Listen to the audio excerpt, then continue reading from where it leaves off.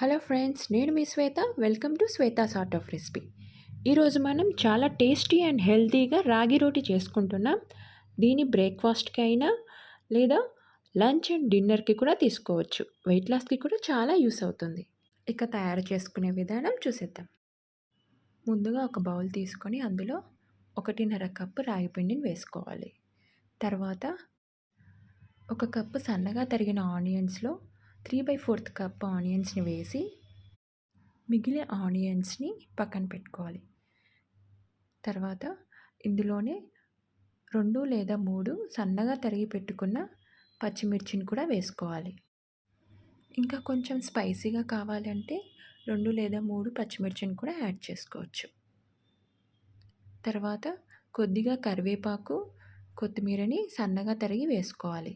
అలాగే 1 స్పూన్ శనగపప్పు, 1 స్పూన్ జీలకర్ర. మీకు కావాలంటే ఈ ఆనియన్స్, పచ్చిమిర్చిని కొంచెం ఫ్రై చేసి కూడా వేసుకోవచ్చు.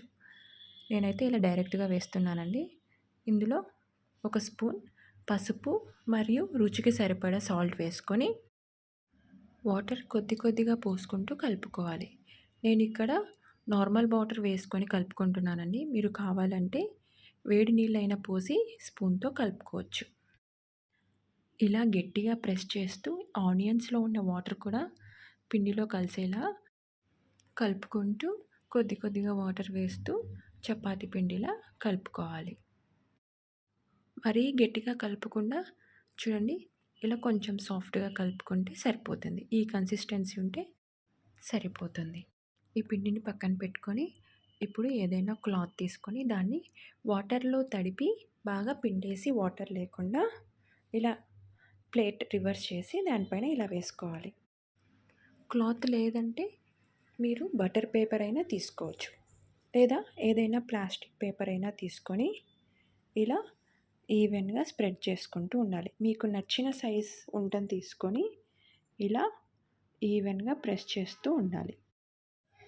కొత్తగా ట్రై చేసే వాళ్ళైతే చిన్న ఉండని తీసుకొని ఉండపై బాగా పొడి చల్లి చపాతీ ఎలా రుద్దుకుంటామో అలా చిన్నగా స్లోగా రుద్దుకోవాలి. చపాతీ కర్రతో రుద్దేటప్పుడు పొడిపిండి అనేది కొంచెం ఎక్కువే పడుతుందండి.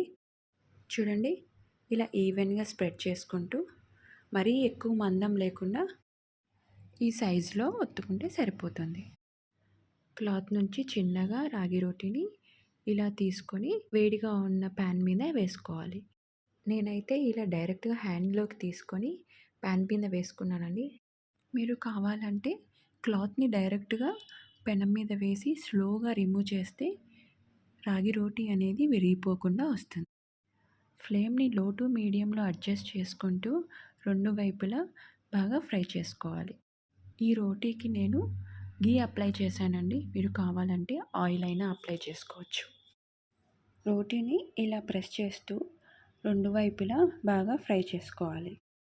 మనం ఆనియన్స్, పచ్చిమిర్చి మరియు శనగపప్పు అన్నీ ఫ్రై చేసుకొని వేసుకోలేదు కాబట్టి ఫ్లేమ్ని లోలో పెట్టుకొని ఫ్రై చేసుకోవాలి. లేదంటే మీరు ఏదైనా లిడ్ని క్లోజ్ చేసి 2 వైపులా ఒక్కొక్క నిమిషం పాటు కుక్ చేసుకోవచ్చు. ఇలానే మిగిలినవన్నీ చేసుకోవాలి. మనం ముందుగా కొన్ని ఆనియన్స్ పక్కన పెట్టుకున్నాం కదా. ఇప్పుడు కొద్దిగా పెరుగులో ఈ ఆనియన్స్ మరియు చిల్లీ పౌడర్, రుచికి సరిపడా సాల్ట్ వేసి బాగా కలుపుకొని ఈ రాగి రోటీతో తింటే చాలా బాగుంటుంది.